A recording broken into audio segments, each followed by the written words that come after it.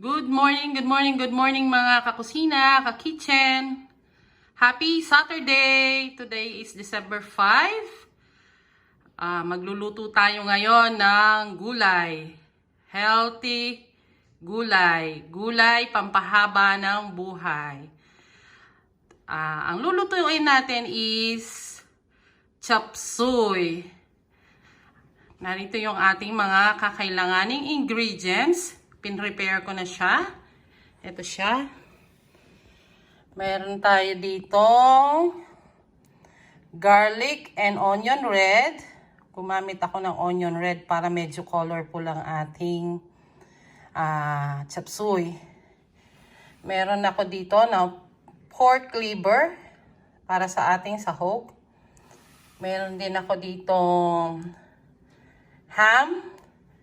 Para meron siyang smoky flavor. Meron tayo dito mushroom, yung sobra natin last time dun sa creamy beef. Meron tayong celery. Meron tayong capsicum, carrots, string beans, broccoli, and cabbage. Yan guys, yan yung kompletong ingredients natin para sa chopsuey. Tara, samahan niyo ako. Lutuin na natin ang ating chopsuey. Tara, umpisahan na natin ang pagluluto ng chopsuey. Ilagay na natin yung bawang.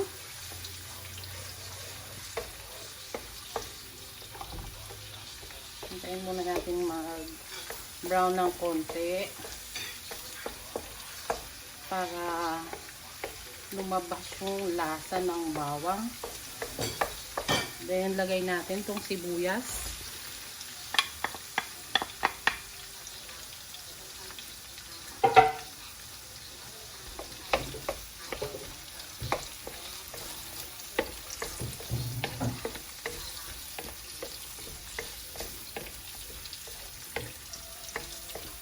Yung sibuyas, hindi ko siya masyadong lulutuin dahil along the way naman maluluto siya pag pinaghalo-halo na natin yung mga sangkap.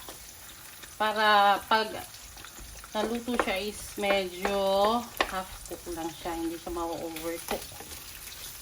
Basta naghiwa-hiwalay na, ayos na yun. Then, lalagay na natin ang ating pork liver.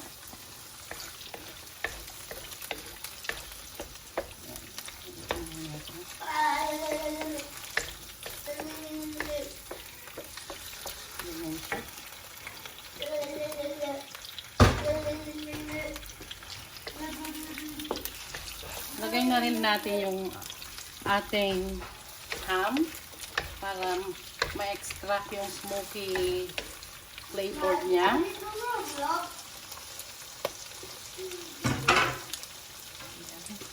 Lagyan siya natin ng konting tatis para manuot yung lasa. Then, hahayaan muna natin siya. Tatakpan siya natin para hintayin muna natin maluto yung yung pork liver. Ayan, kumukulo na. Hayaan muna natin maluto yung pork liver. Medyo halu-haluin natin ng konti.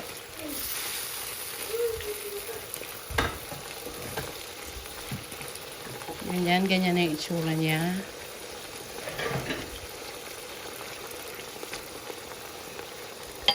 Then, susunod, lalagyan natin siya ng oyster sauce.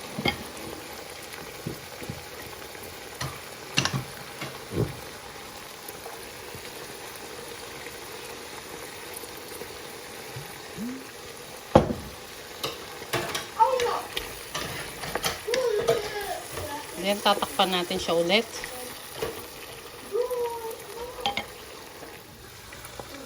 Ganyan ang itsura niya.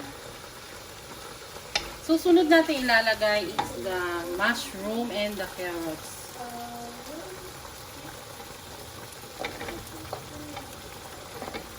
Mapapansin nyo guys, hindi ako naglagay ng tubig dahil usang magtutubig yung mga gulay. Inuna natin yung carrots dahil Medyo matigas siya. Ganyan. Mga 2 minutes lang. Then, isunod na natin yung beans and celery. Para lumapas din yung lasa ng celery.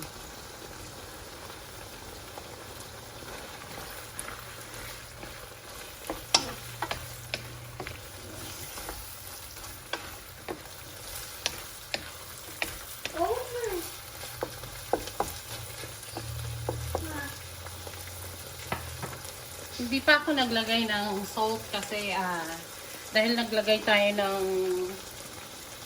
oyster sauce, medyo maalat-alat ng konti yun. Titikman natin siya mamaya pag nakahalo na lahat yung veggies natin. Tatakpan ko siya muna ulit.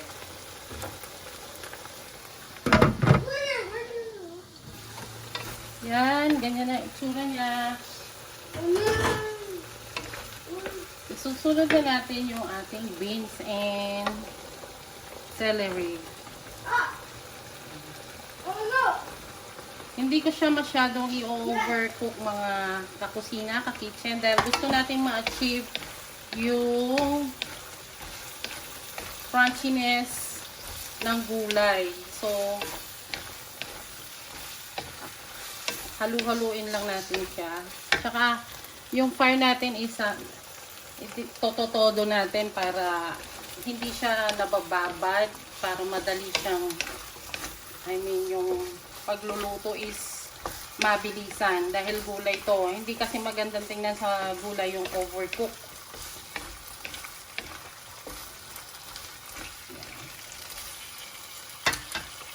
Lagyan na natin siya ng salt and pepper. Pepper muna pala, mamaya na yung salt, sorry.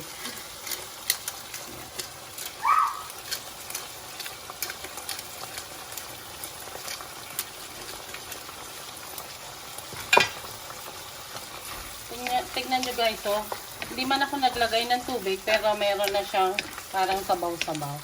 Kaya nag-prepare na ako ng celery dito, cornstarch, just in case mamaya sa panghuli ilalagay natin siya.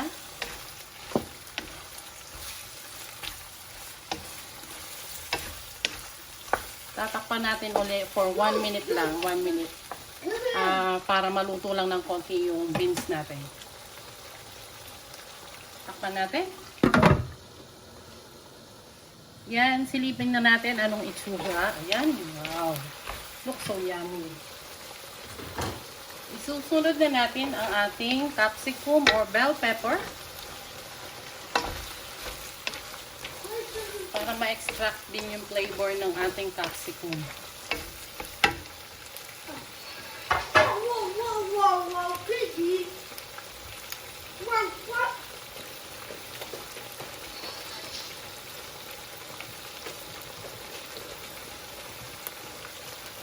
Then, lagay na rin natin yung ating broccoli and cabbage dahil malapit na tong maluto.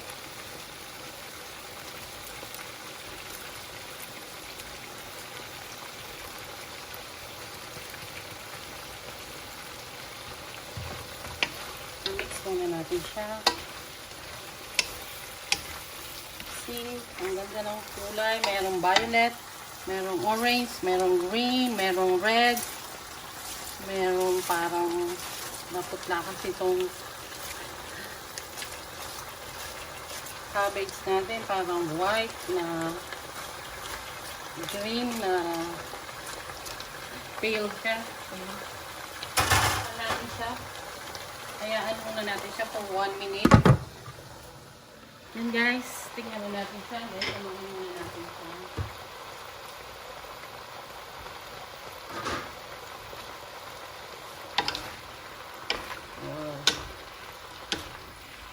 Ganda niya, oh.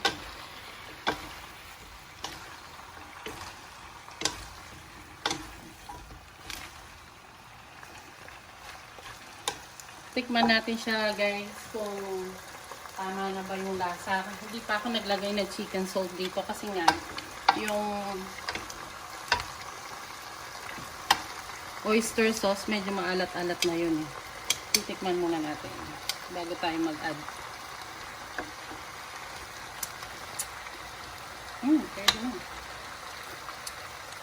Masarap na siya kahit wala siyang oyster sauce. Nag-add pa kasi yung lasa ng ham dahil medyo maalat-alat din yun. So, no need to add the chicken salt. Pwede na tayo doon.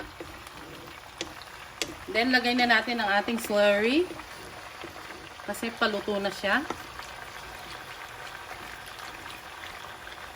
Kasi gusto natin i-maintain yung crunchy texture ng vegetables. Kaya hindi natin siya i-overcook. Dahil maluluto rin siya mismo dun sa init niya. See, tingnan nyo guys, oh.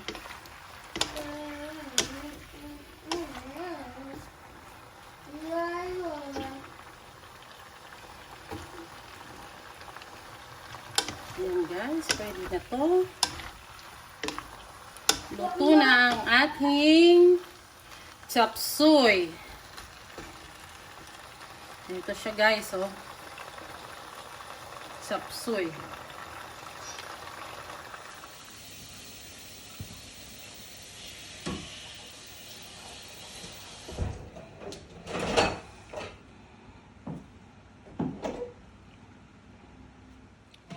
Ayan na guys, ang ating chopsuey. Napakasarap. Napaka-crunchy ng mga gulay. Healthy pa. Yan o. Yan o. Yan o.